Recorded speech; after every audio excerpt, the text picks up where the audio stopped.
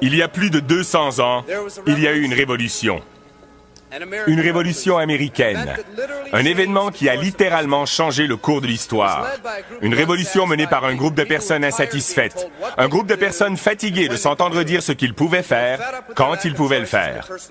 Ces personnes en avaient assez de leur manque de choix et de liberté personnelle. Ces gens en avaient assez d'être contrôlés par d'autres. Ils en avaient assez d'être opprimés, assez d'être manipulés, et ils ont eu le courage de dire « ça suffit, je ne vivrai plus comme ça ».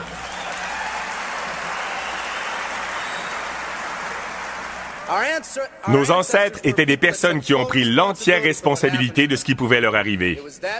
C'est cet esprit qui a enflammé le pays et formé ce qui est maintenant un géant dans le monde libre. Laissez-moi vous poser une question.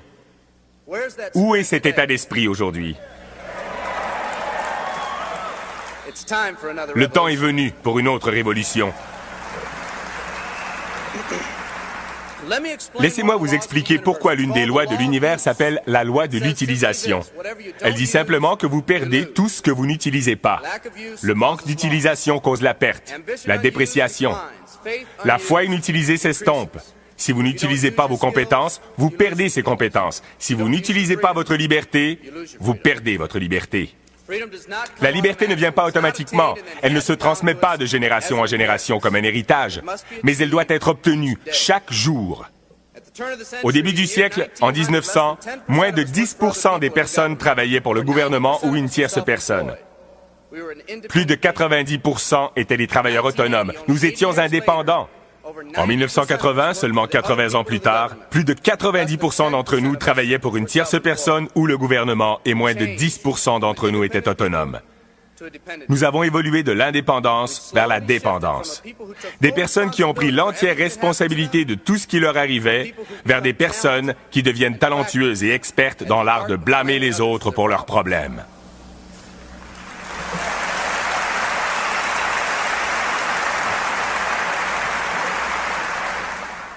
Notre géant s'est endormi. Nos ancêtres n'ont pas dit « Qui va prendre soin de moi ?»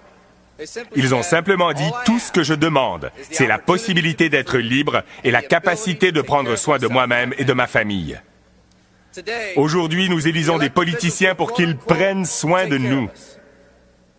Nous crions contre quiconque ose nous demander d'apporter plus de valeur à notre travail. Nous faisons tout notre possible pour répandre notre souffrance tout autour de nous. Et pourtant, personne n'est prêt à faire partie de la solution.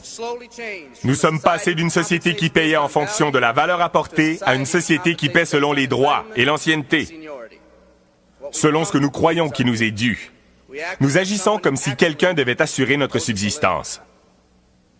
Une partie de ce changement est due à la hausse spectaculaire de la conformité dans notre société. Nous avons tous appris à nous conformer.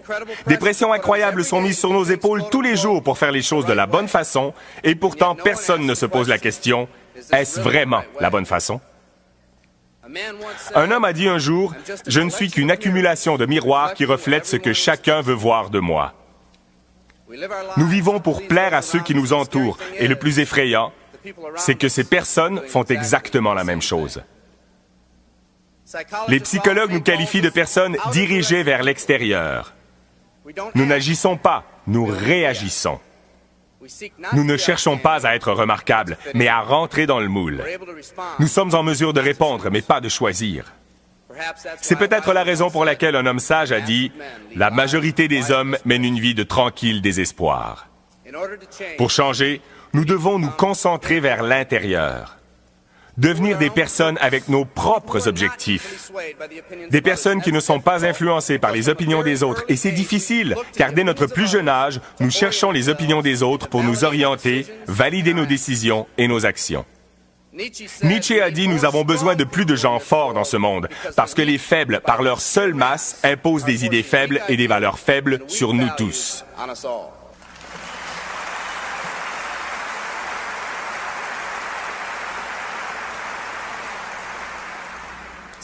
Les changements sociaux et économiques d'aujourd'hui réveillent ce géant endormi. Certaines personnes peuvent ne pas être encore prêtes pour le changement qui se passe aujourd'hui. Peu importe qu'elles soient prêtes ou non.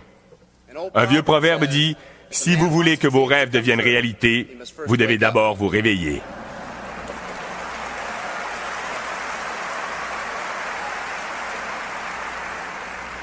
Je suis pour ma part heureux de ces changements radicaux dans notre société parce que je crois que dans cette crise se trouve l'esprit d'indépendance qui autrefois propulsa ce pays. Certains d'entre nous sont enfin prêts à changer. La délocalisation de notre main-d'œuvre a forcé beaucoup d'entre nous à chercher quelque chose de mieux. Faire circuler des produits et des services, c'est notre affaire, notre but. Mais ce que nous devenons en poursuivant cet objectif est quelque chose de beaucoup plus important. Il s'agit de raviver cet esprit d'indépendance qui aura plus de valeur sur le long terme.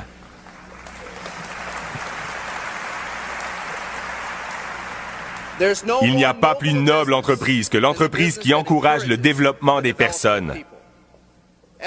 Chaque organisme vivant a une seule obligation dans la vie, réaliser la pleine mesure de ses possibilités. Les glands deviennent des chênes et les chiots des chiens. C'est tout ce qu'on leur demande. En tant qu'être humain, accomplir notre mission est beaucoup plus difficile. Contrairement à toute autre créature vivante sur cette planète, vous avez le choix. Vous n'allez pas pousser comme un arbre. Vous allez vous développer de la façon dont vous décidez et choisissez de croître. Quand une personne choisit de vivre, deux choses se produisent. Premièrement, accepter la responsabilité de sa vie prend une toute nouvelle signification. Accepter la responsabilité n'est pas quelque chose d'imposé, mais quelque chose qu'ils ont choisi. La deuxième chose qui se passe est que la discipline imposée est remplacée par l'autodiscipline. Ils acceptent cette discipline non pas parce qu'elle est imposée, mais parce qu'ils ont eux-mêmes choisi ce qu'ils veulent faire de leur vie. Tout comme lorsque les hommes et les femmes, privés de leurs droits il y a plus de 200 ans, en ont eu assez et ils ont dit qu'ils n'allaient plus vivre comme ça un jour de plus. Une autre révolution est en marche. Elle ne vient pas seulement des Américains, mais de personnes du monde entier.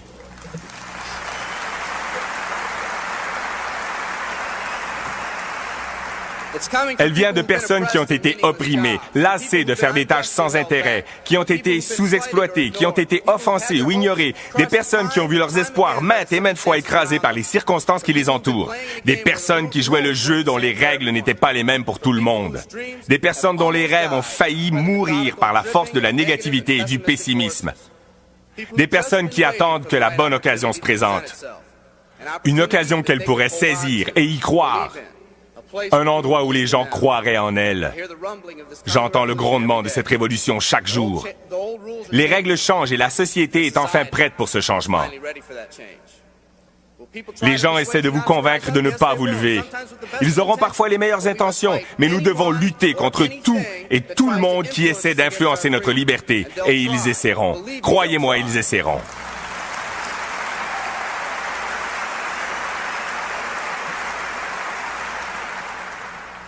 Ils vont essayer de vous proposer leur route, de vous décourager, de vous distraire.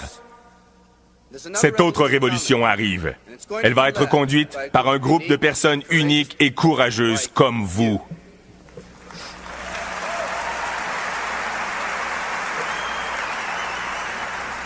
Des personnes qui en ont assez de leur quotidien, des personnes qui veulent atteindre le sommet de la montagne. Et si quelqu'un vous dit que vous ne pouvez pas monter cette montagne, que vous n'avez pas d'expérience, dites-leur « Je vais au sommet ».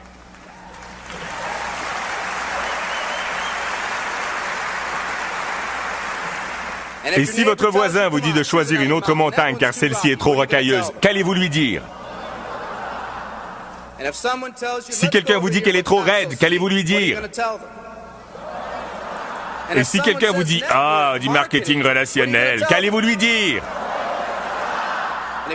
Et si votre ami vous dit « Pas celle-ci, elle est trop glissante », qu'allez-vous lui dire? Et si quelqu'un vous dit que vous ne pouvez pas monter car c'est trop rocailleux, trop raide, trop glissant, dites-lui « Écoute, je vais au sommet, tu me verras en haut ou mort sur le côté du chemin, mais je ne reviendrai pas en arrière. »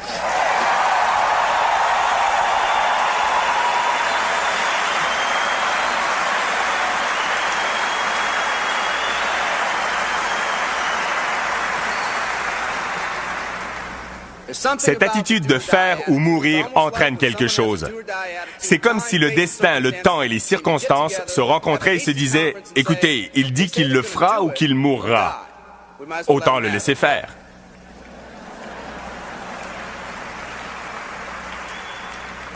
Les personnes dans cette salle sont spéciales. Vous êtes spéciaux parce que vous avez déjà ravivé cet esprit d'indépendance. Vous avez déjà dit que vous ne subirez plus les pressions négatives autour de vous.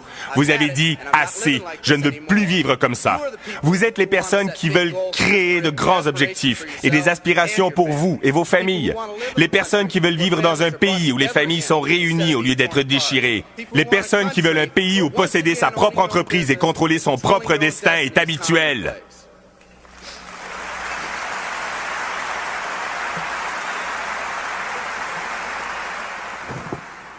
Vous êtes les personnes qui veulent un pays où chaque homme, chaque femme et chaque enfant est traité avec le même respect et la même dignité.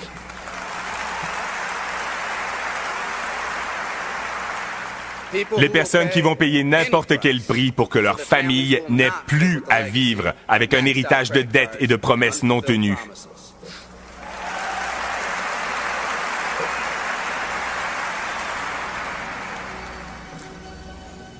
Aujourd'hui, nous sommes à la genèse d'une nouvelle révolution que des personnes comme vous et moi allons conduire. Theodore Roosevelt a dit ces mots il y a quelques décennies et je pense qu'ils sont particulièrement appropriés aujourd'hui. Il a dit « Nous voyons à travers les dangers du bel avenir et nous nous réjouissons comme un géant revigoré. Les grandes victoires doivent encore être gagnées. Les plus grandes choses sont encore à faire. » J'ai rêvé d'une entreprise qui pourrait nous donner la possibilité d'atteindre ces rêves en nous permettant tous de remplir notre propre potentiel. Je vous aime tous. Merci beaucoup.